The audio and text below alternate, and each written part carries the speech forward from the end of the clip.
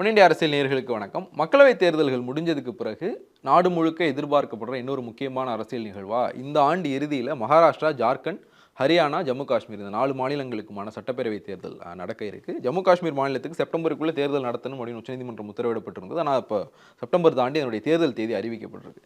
எல்லோருக்கும் இருந்த எதிர்பார்ப்பு அப்படிங்கிறது மகாராஷ்டிராவுக்கும் தேர்தல் அறிவிக்கப்படும் அப்படிங்கிற விஷயம். ஆனால் ஹரியானாவுக்கும் ஜம்மு காஷ்மீருக்கும் மட்டும்தான் இப்போ தேர்தல் தேதி அறிவிச்சிருக்காங்க. எதிர்க்கட்சிகள் இது என்ன குற்றம் சாட்டுறாங்கன்னா, மகாராஷ்டிராவில் இன்னும் ஒரு கம்ஃபர்ட்டான ஒரு இடத்துல அங்கே ஆளுகிற பாஜக கூட்டணி இல்லை, அதனால தேர்தல் ஆணையம் இந்த அறிவிப்பை தள்ளி போட்டிருக்கு அப்படிங்கிற ஒரு விஷயத்தை சொல்லியிருக்கிறாங்க. மகாராஷ்டிராவினுடைய அரசியல் சூழல் எப்படியா இருக்குது அப்படின்னா, ஒரு பக்கம் காங்கிரஸ் தலைமையிலான இந்தியா கூட்டணி, இன்னொரு பக்கம் பாஜக தலைமையிலான கூட்டணி.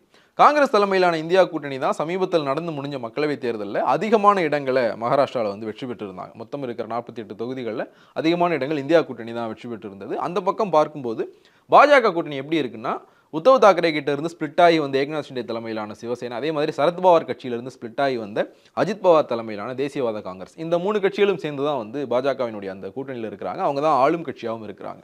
மக்களவைத் தேர்தலை பொறுத்த வரைக்கும் உண்மையான சிவசேனா கட்சி எது அப்படிங்கிறது தேர்தல் ஆணையம் ஏக்நாத் ஷிண்டேக்கு அங்கீகாரம் கொடுத்திருந்தது. அதே மாதிரி தேசியவாத காங்கிரஸ்ல அஜித் பவாருக்கு அங்கீகாரம் கொடுத்திருந்தாங்க.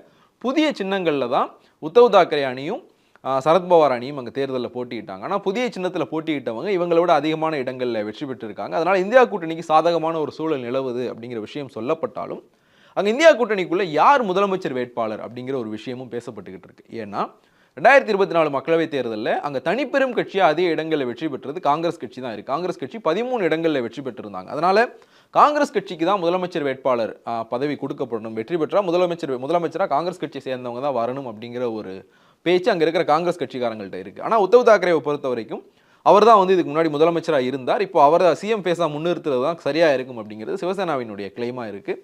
உத்தவ் தாக்கரே காங்கிரஸ் மூத்த தலைவர்களான ராகுல் காந்தியும் காங்கிரஸ் கட்சியினுடைய தேசிய தலைவர் மல்லிகார்ஜுன கார்கேயும் சந்தித்து பேசியிருந்தார். முதலமைச்சர் வேட்பாளர் தொடர்பாக நாங்கள் ஒரு கூடி பேசி முடிவெடுப்போம் அப்படிங்கிற ஒரு இடத்துக்கு அவங்க நகர்ந்திருக்காங்க.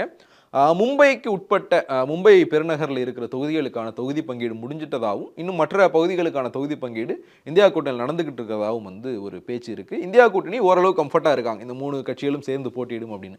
ஆனால் இந்த பக்கம் பாஜக கூட்டணியை பொறுத்த வரைக்கும் அங்கே பாஜகவினுடைய ஆதரவில் தான் ஏக்நாத் ஷிண்டே தலைமையிலான அரசு நடக்குது. அதே மாதிரி தேசியவாத காங்கிரஸில் 2019 வெற்றி பெற்ற எம்எல்ஏக்கள் பெரும்பான்மையானவர்கள் அஜித் பவார் பக்கம் தான் இருக்காங்க.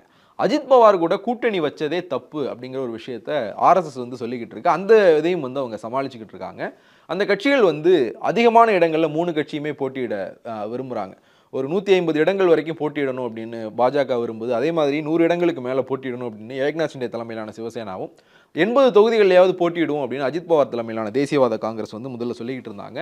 இப்போ அதுக்கான வாய்ப்புகள் இல்லை அப்படின்னதுக்கப்புறம் அஜித் பவார் தலைமையிலான அந்த அணி மட்டும் நாங்கள் ஒரு 60 தொகுதிகளுக்கு அப்படிங்கிற இடத்துக்கு அவங்க இறங்கி வந்திருக்காங்க. அஜித் பவார் அவங்க கட்சியினுடைய உள்ளரங்க கூட்டத்தில் பேசும்போது நம்ம 60 தொகுதியில் போட்டியிடுறதுக்கு தயாராகணும் அப்படிங்கிற ஒரு விஷயத்தை சொல்லியிருக்கிறார். ஆனால் பாஜக, சிவசேனா, ஏக்நாத் ஷிண்டே தலைமையிலான சிவசேனா இவங்க 2 பேரும் அதிகமான தொகுதிகள் 100க்கும் அதிகமான தொகுதிகளில் போட்டியிடணும் அப்படிங்கிற ஒரு விஷயத்தில் உறுதியாக இருக்கிறாங்க. அப்படி அவங்க 100க்கும் அதிகமான தொகுதிகளில் போட்டியிட்டாங்கன்னா இவங்களுக்கு என்ன தொகுதிகள் கிடைக்கும், யார் அதிகமான இடங்களில் போட்டியிடுறது, முதலமைச்சராக இருக்கிற ஏக்நாத் ஷிண்டே தலைமையிலான சிவசேனா கம்மியான இடங்களில் போட்டியிடுமா அப்படிங்கிற நிறைய குழப்பங்கள் அந்த கூட்டணிக்குள்ளே இருக்குது. இதுவும் கூட ஒரு காரணம் தேர்தலை இன்னும் அறிவிக்காமல் இருக்கிறதுக்கு. அதே மாதிரி மகளிர் உரிமை தொகையை அங்கே மகாராஷ்டிரா அரசு அமல்படுத்த முடிவு எடுத்திருக்கு. அந்த உரிமை தொகை திட்டம் அமல்படுத்தப்பட்ட பிறகு தேர்தலை சந்தித்தோம் அப்படின்னா நமக்கு தேர்தல் களத்தில் ப்ளஸ் பாயிண்டாக இருக்கும் அப்படிங்கிற ஒரு எண்ணத்திலையும் தேர்தல் அறிவிப்பு தள்ளி போய்கிட்டு இருக்கு அப்படிங்கிற விஷயத்தை சொல்கிறாங்க. மகாராஷ்டிரா இந்தியாவினுடைய பெரிய மாநிலங்களில் ஒன்று, அதிகமான சட்டப்பேரவை தொகுதியில் இருக்கிற மாநிலங்களில் ஒன்று. அந்த மாநிலத்தினுடைய ஆட்சியை யார் கைப்பற்ற போகிறாங்க அப்படிங்கிறது ரொம்ப முக்கியமான ஒரு விஷயமா இருக்கும். குறிப்பாக இந்தியாவினுடைய பொருளாதார தலைநகராக இருக்கிற, பொருளாதார ரீதியில் ரொம்ப முக்கியத்துவம் வாய்ந்த பகுதிகளை உள்ளடக்கின மகாராஷ்டிராவில் ஒருவேளை இந்தியா கூட்டணி ஆட்சிக்கு வருது அப்படின்னா அது பாஜகவுக்கு பெரிய பின்னடைவாக பார்க்கப்படும். அதனாலையும் இந்த தேர்தல் அறிவிப்பு தள்ளி போயிருக்கு அப்படின்னு சொல்கிறாங்க. இப்போதைக்கு பார்க்கும்போது இந்தியா கூட்டணிக்கு தான் அங்கே ஒரு எட்ஜ் இருக்குது.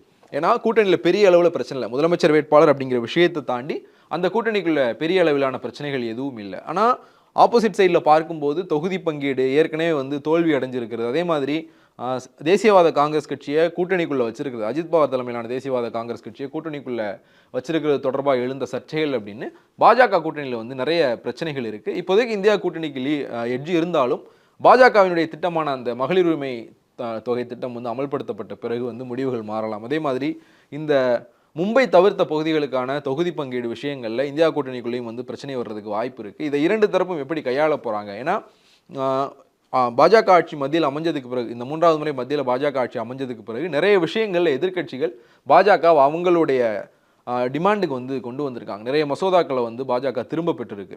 வக்ஃப் மசோதாவை வந்து கூட்டுக்குழுவுக்கு அனுப்புனதாக இருக்கட்டும், அதே மாதிரி பழைய பென்ஷன் திட்டத்தை வந்து அமல்படுத்தணும் அப்படிங்கிறது இந்தியா முழுக்க அரசு ஊழியர்கள்ட்ட இருக்கிற ஒரு கோரிக்கை. அதுக்கு மாற்றா யூனிஃபைட் பென்ஷன் ஸ்கீமை பாஜக கொண்டு வந்தது அப்படின்னு எதிர்க்கட்சிகளினுடைய டிமாண்டுக்கு நிறைய இடங்களில் பாஜக இறங்கி வந்திருக்கு. ஸோ இதில் இந்த மகாராஷ்டிரா தேர்தல் வந்து ஒரு முக்கியமான ஒன்றா இருக்கும். ஒருவேளை மகாராஷ்டிரா தேர்தலில் இந்தியா கூட்டணி வெற்றி பெறுது அப்படின்னா அது எதிர்க்கட்சிகளுக்கு ஒரு பெரிய அளவிலான பூஸ்டாகவும் பாஜகவுக்கு பலவீனமாகவும் மாறலாம்.